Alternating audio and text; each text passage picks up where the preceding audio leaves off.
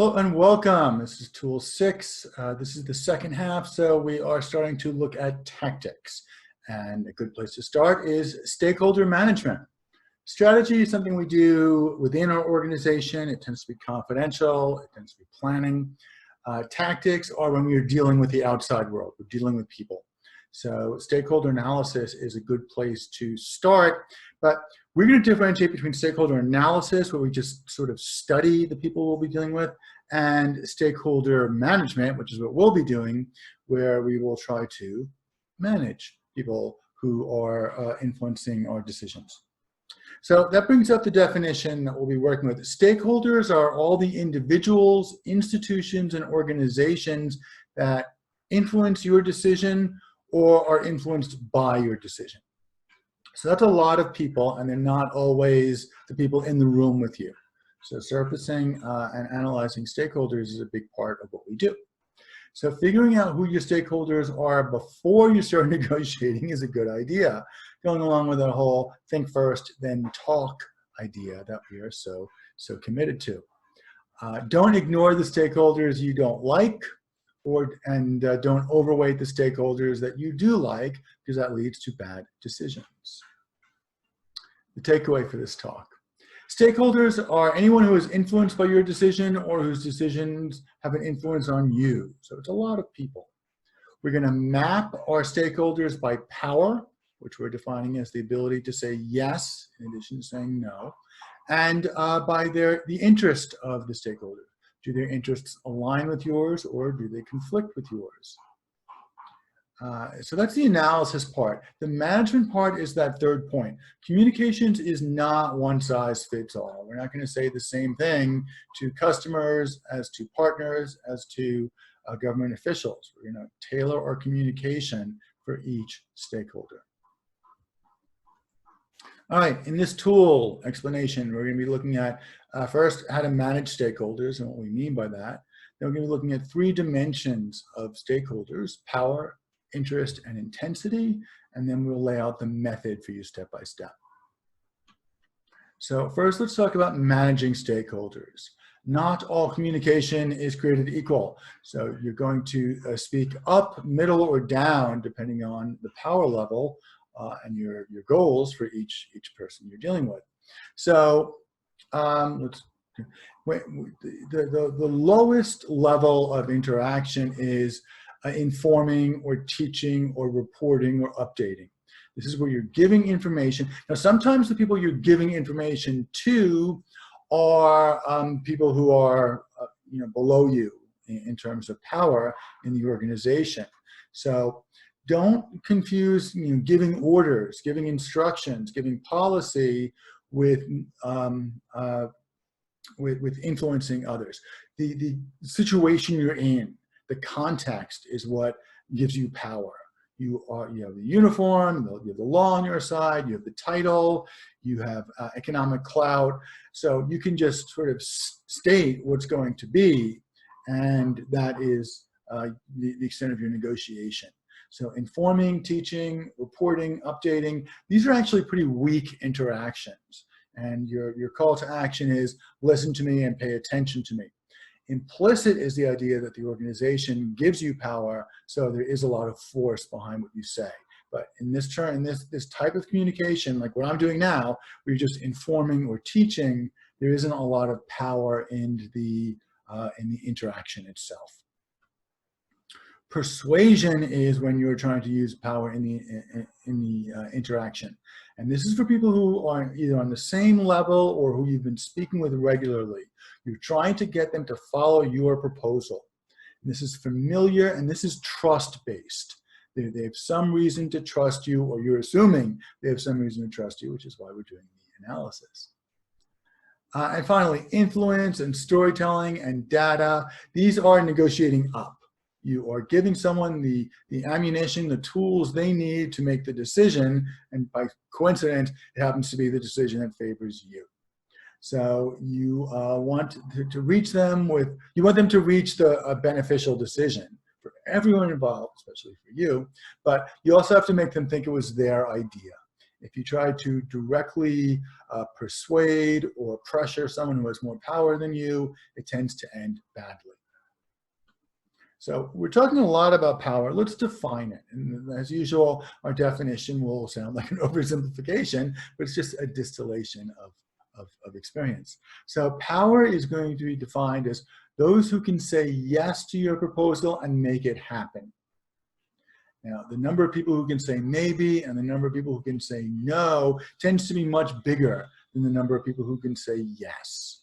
And we're going to be focusing on those powerful people who can actually say yes to our proposal. And this is going to bring us in contact with the idea of interest. Here, interest is not people who agree with you, people who want to see the same results you do for their own reasons.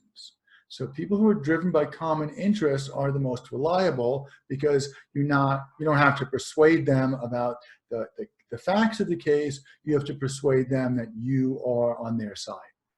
So this has to do with values and priorities, which are always shifting. So you have to confirm this. You have to make sure that your sponsors within the organization are still behind you. And when we start doing cross-culture analysis, we'll find that this makes a big difference. People's interests, their values, their priorities, they are culturally based. And you have to make sure that you're working with that and not working against it.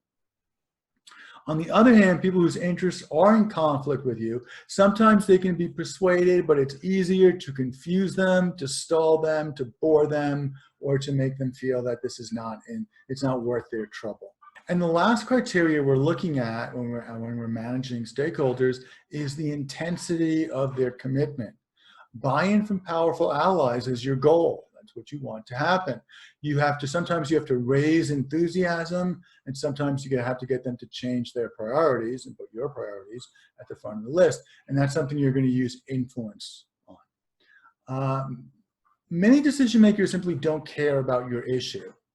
And that's something that you're going to work to your advantage. If it's someone whose interests align with yours, you're going to say, I can solve this problem, or I can help your situation. I've already done all the paperwork. I just need your buy-in.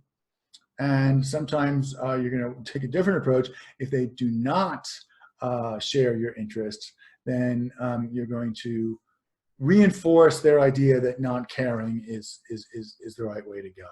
So a useful tactic is to make those who disagree with you lose interest by feeling that, by making them feel that the process is not worth their time.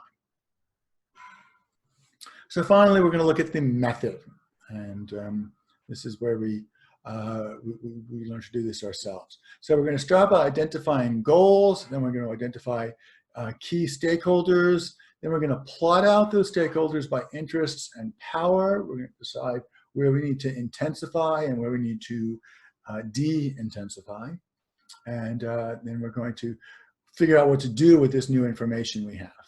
Let's take a look. So we're going to start off by checking our variables and style. This is where it's going to show up. It's going to show up in the actual tactical variable. Our objectives are going to remain solid, but our choice of variable is going to be tailored to the stakeholder. This is also going to show up, our stakeholder analysis also shows up in the style, the opening style and the final style. We're going to tailor our opening style to what we perceive their power level to be and their interest level to be. So identifying key decision makers, we're going to start by looking at the people who are directly around us. So on our side, it's going to be our bosses and our reporting lines and the people who we want to go out and to make this deal. And on their side, the people we're talking about directly. And then we're going to start expanding that. So we've got the main actors taken care of, but we're also going to expand to the different departments, to the other competing interests within our own organization or within our department who have the same interests, but they just want to use their deal to address it. As we spread out a little bit further, we're going to encounter legal people, finance people, HR people, unions, suppliers, customers, anyone who's influenced by or influences our decision. And finally, at the edge is going to be the economy, the government, the legal structure, the regulatory structure, people who ordinarily wouldn't be involved in our lives, but now because of this issue, they are taking a stake in our decision-making process. So now we have a list of a lot of people, and we're going to organize that list by deciding on their interests. So we're going to look at who opposes us and mostly who supports us. And we're going to grade them based on that. So at the far left are the people whose interests are opposed to ours, and at the far right are the people whose interests are aligned with ours. And that's how we're going to look for them. We don't really care what they say. We care about what drives them, what motivates them. And now we're going to take that same flat chart and we're going to put a little bit a new dimension on it, which is power. So those with high power are the ones who can say yes to our project. Those with low power are the ones who cannot affect our project. And this is going to yield us a matrix that looks something like this. We're here on the top right, we have our powerful friends. And the idea here is to motivate them, mobilize them, and get them to buy into our project. Next to them are the dangerous enemies, the people whose interests do not align with ours, who oppose ours. And we want these people to lose interest or to maybe even to not know about our proposal. At the bottom right, people who share our interests but don't have much power, these are the cheerleaders. They're nice, they're helpful, they might be helpful later, but they only help us to the degree that they mobilize our powerful friends. And the angry villagers are people who don't want our project to succeed. They don't want our facility in their backyard. They don't want our deal to go through. They don't have much power directly, so they're going to try to influence and mobilize their leadership, and we're going to try to prevent that. All right, and that brings us to the next step, which is the intensity level. All we care about here is the powerful people. The not so powerful people, they're not involved, we're not involved with them except for the extent to which their intensity mobilizes people who are more powerful. But for now, let's just look at this top right quadrant, the people who have power and whose interests are aligned with us. We want to confirm specifics and make sure that we have the level of commitment we think, and to make sure there's nothing blocking them from understanding our efforts. So if there's low intensity, we need to motivate and get buy-in.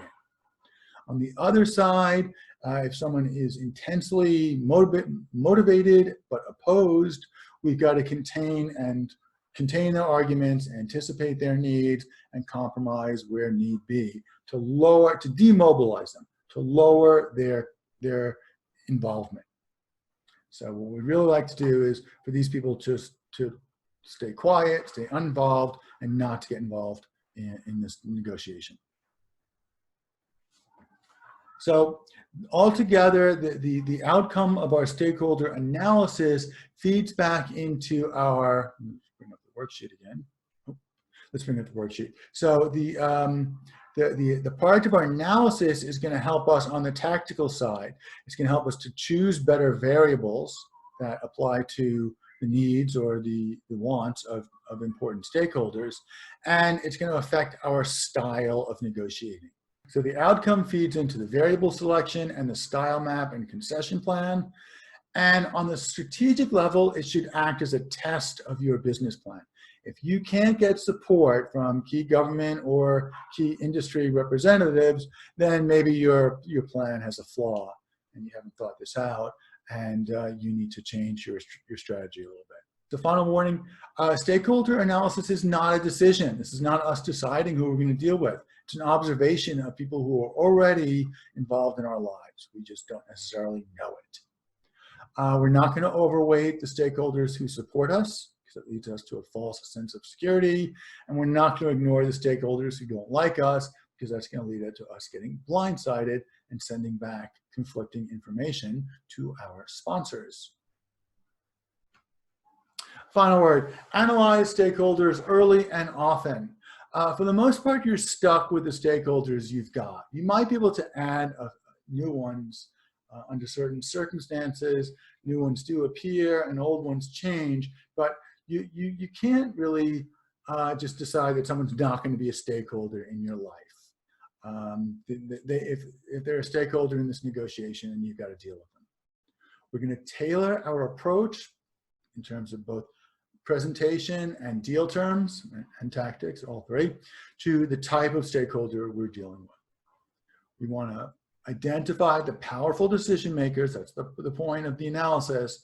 And we're going to get buy-in from allies, and we're going to demotivate our enemies. And that's where the management of stakeholders comes in.